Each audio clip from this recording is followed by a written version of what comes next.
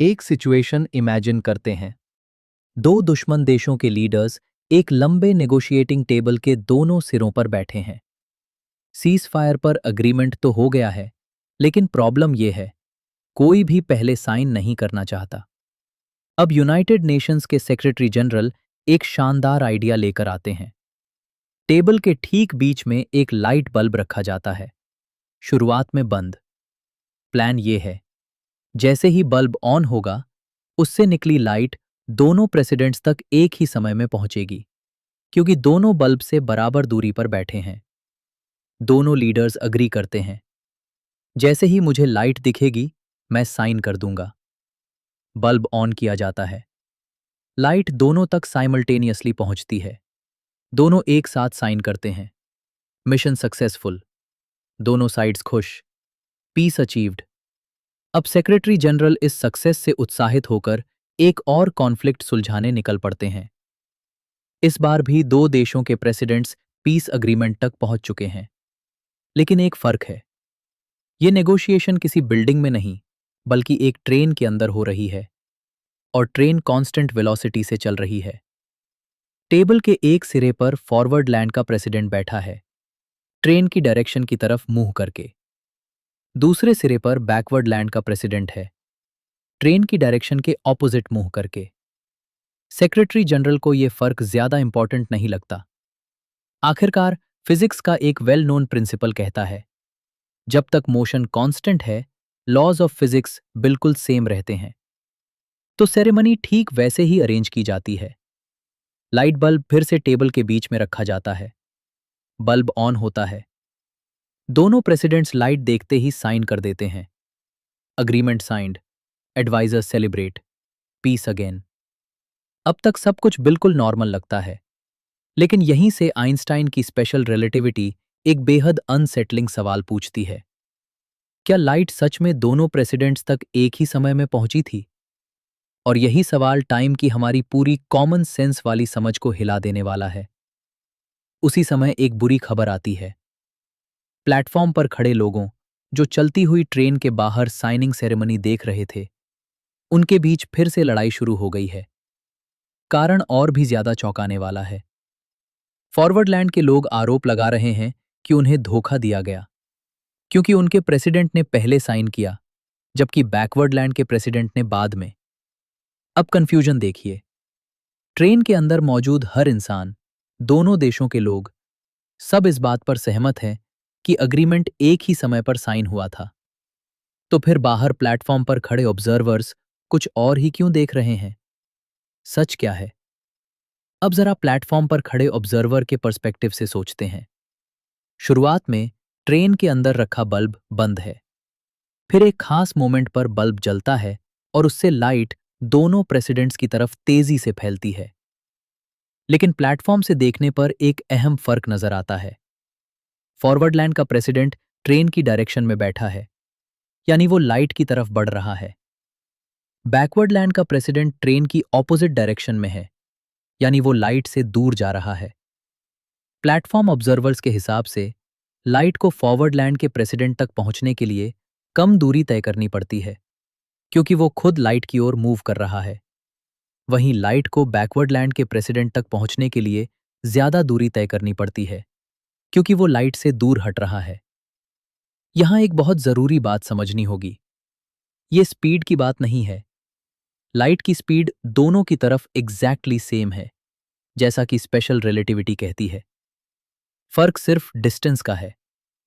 Platform observer की नजर से लाइट को कितनी दूर ट्रैवल करना पड़ा। और फिजिक्स का सिंपल रूल है, अगर स्पीड सेम हो और डिस्टेंस अलग हो, तो जो डिस्टेंस कम है वहां पहले पहुंचा जाएगा।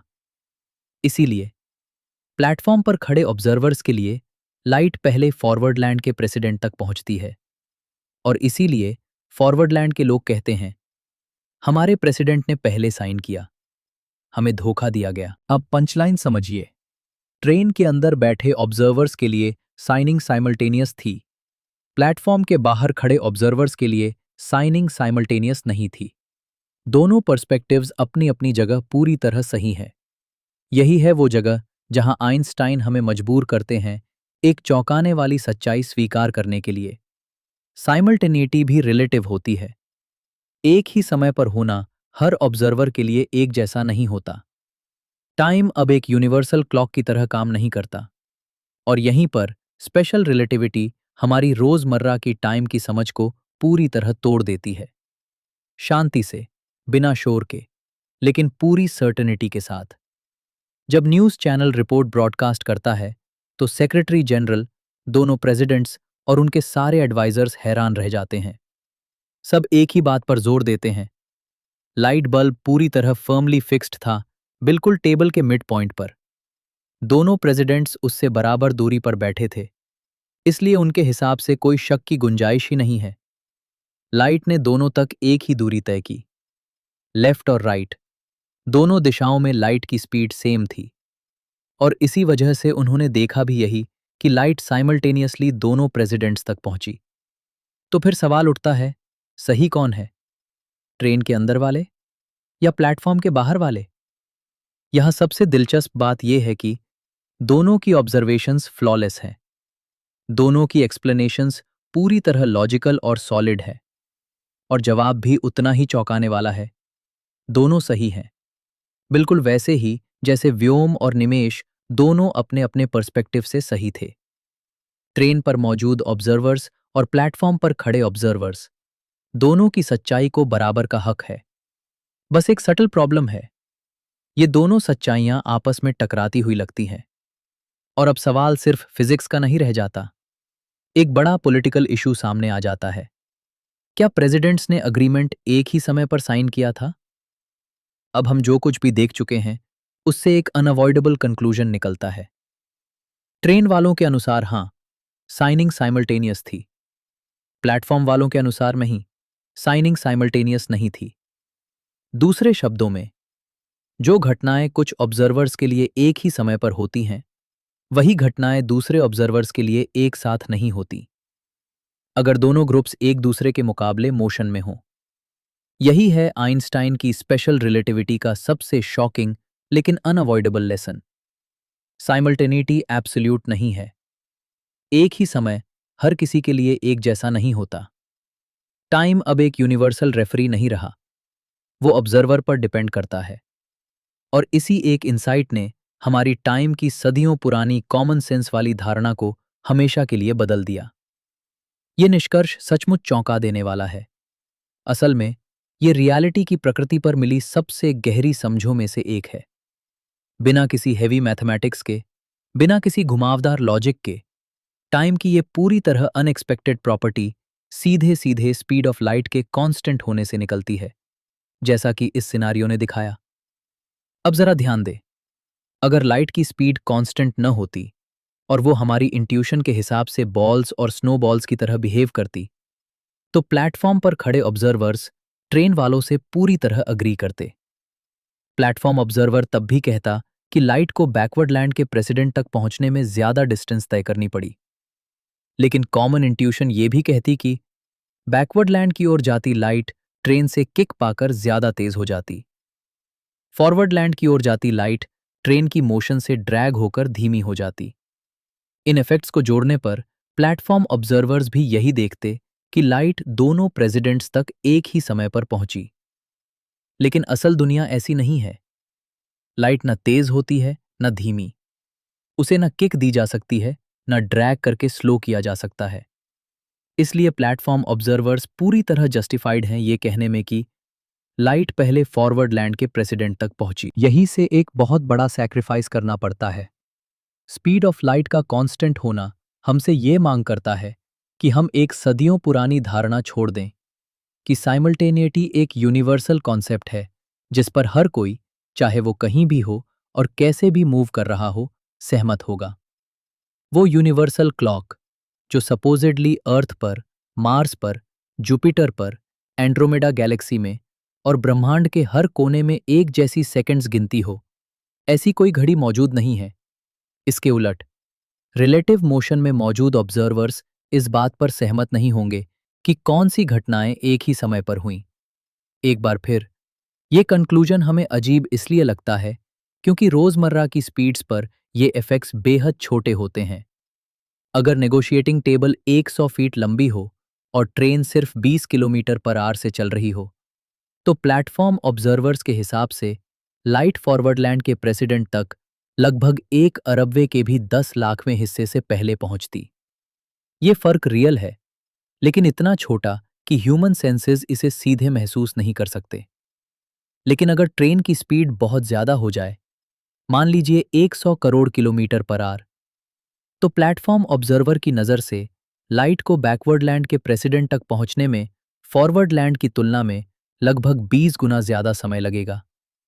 यानी स्पीड बढ़ते ही स्पेशल रिलेटिविटी के ये हैरान कर देने वाले इफेक्ट्स तेजी से स्पष्ट होने लगते हैं।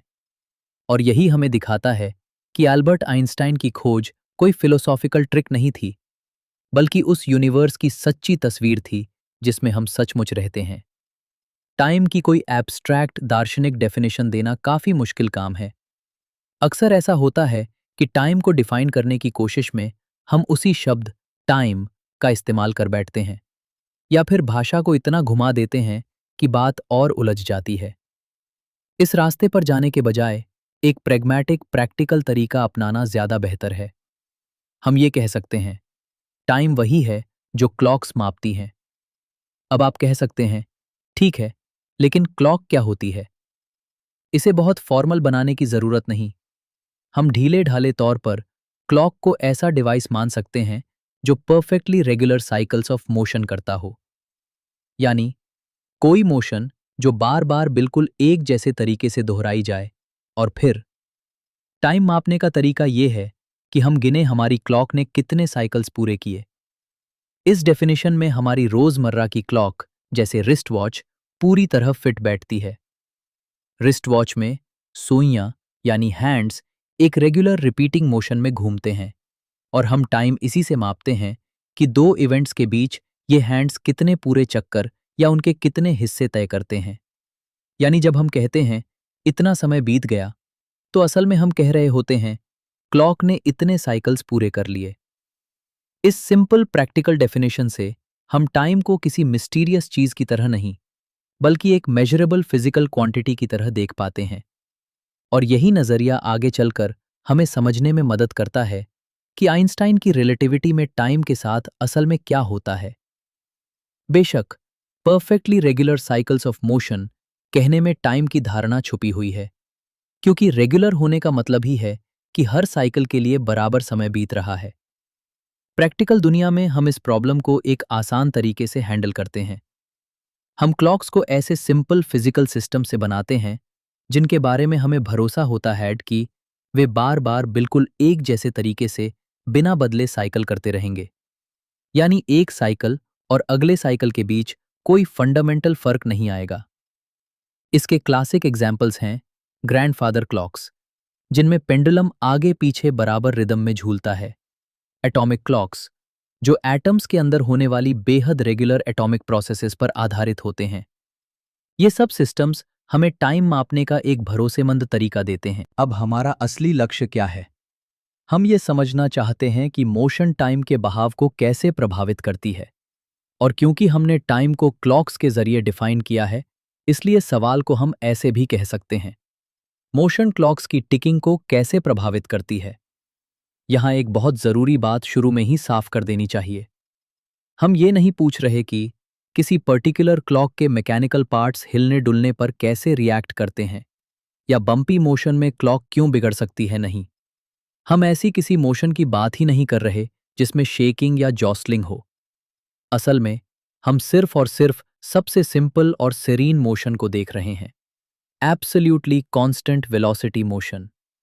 ऐसी मोशन में न झटके होते हैं, न वाइब्रेशंस, न किसी तरह की डिस्टर्बेंस। इसलिए हमारा सवाल किसी खास क्लॉक डिजाइन से जुड़ा नहीं है। हम एक यूनिवर्सल क्वेश्चन पूछ रहे हैं, मोशन, चाहे क्लॉक कैसी भी हो, पेंडुलम वाली, एटॉमिक या कोई और, टाइम के फ्लो को मूल रूप से कैसे बदल देती है। यानी मोशन टाइम को कैसे बदलती है, और उसी के साथ हर क्लॉक की टिकिंग को कैसे बदल देती है। यही वो सवाल है जो आगे हमें आइंस्टाइन की स्पेशल रिलेटिविटी के सबसे चौंकाने वाले नतीजों तक ले जाएगा। इस सवाल को समझने के लिए अब हम एक कॉन्सेप्चुअली सबसे सिंपल हालांकि प्रैक्टिकली बिल्कुल इम्प्रैक्टिकल क्लॉक इंट्रोड्यूस करते हैं। इसे कहा जाता है लाइट क्लॉक। लाइट क्लॉक की रचना बहुत सीधी है। दो छोटे मिरर्स जो एक दूसरे की तरफ फेसिंग हैं। मिरर्स के बीच एक सिंगल फोटोन ऑफ लाइट आगे पीछे बाउंस करता रहता है। मान लीजिए ये मिरर्स लगभग 6 इंचेस की दूरी पर रखे हैं। अब क्या होगा? लाइट की स्पीड इतनी ज्यादा है कि उस फोटोन को एक मिरर से दूसरे मिरर तक जाने में और फिर वापस आने में कुल मिलाकर लगभग 1 अरबवां हिस्सा सेकंड यानी 1 बिलियंथ ऑफ अ सेकंड लगता है। हम यही तय कर लेते हैं कि हर बार जब फोटोन पूरा राउंड ट्रिप करके लौट आता है तो लाइट क्लॉक का एक टिक हुआ। तो फिर 1 बिलियन टिक्स बराबर 1 सेकंड। बस, क्लॉक तैयार। अब इस लाइट क्लॉक को हम स्टॉपवॉच की तरह इस्तेमाल कर सकते हैं। टाइम मेजर करने का तरीका बहुत सिंपल है। 1, दो इवेंट्स के बीच कितने टिक्स हुए ये गिनिए। 2, हर टिक का टाइम जानते हैं। 3, दोनों को मल्टीप्लाई कर दीजिए। उदाहरण के लिए मान लीजिए हम एक हॉर्स रेस का टाइम नाप रहे हैं। स्टार्ट से फिनिश तक अगर लाइट क्लॉक में 55 billion round trip photon journeys होती हैं तो सीधा सा निष्कर्ष है रेस को पूरा होने में 55 सेकंड्स लगे। इस लाइट क्लॉक में कोई गियर्स नहीं, कोई स्प्रिंग्स नहीं, कोई पेंडुलम नहीं, सिर्फ लाइट है जो कांस्टेंट स्पीड से बार बार एक ही रास्ता तय कर रही है। और यही वजह है कि लाइट क्लॉक स्पेशल रिलेटिविटी के लिए इतना पावरफुल टूल बन जाता है, क्योंकि अब अगर मोशन लाइट क्लॉक की टिकिंग बदलती है तो वो किसी मैकेनिकल फ्लॉ की वजह से नहीं, बल्कि टाइम के फ्लो में एक फंडामेंटल बदलाव की वजह से होगा। और अगले ही कदम पर यहीं से हम देखेंगे कि जब लाइट क्लॉक मूव करता है तो उसके टिक्स क्यों और कैसे धीमे हो जाते हैं। यानी टाइम डायलेशन की कहानी अब सच में शुरू होने वाली है। हम लाइट क्लॉक का इस्तेमाल इसलिए करते हैं क्योंकि उसकी मैकेनिकल सिंप्लिसिटी हर तरह के एक्स्ट्रा डिस्ट्रैक्शंस हटा देती है और हमें यह देखने देती है कि मोशन टाइम के फ्लो को सीधे कैसे प्रभावित करती है। अब इसी को एक साफ सिनारियो से समझते हैं। सोचिए, आप आराम से बैठे हैं और सामने रखी एक लाइट क्लॉक को देख रहे हैं।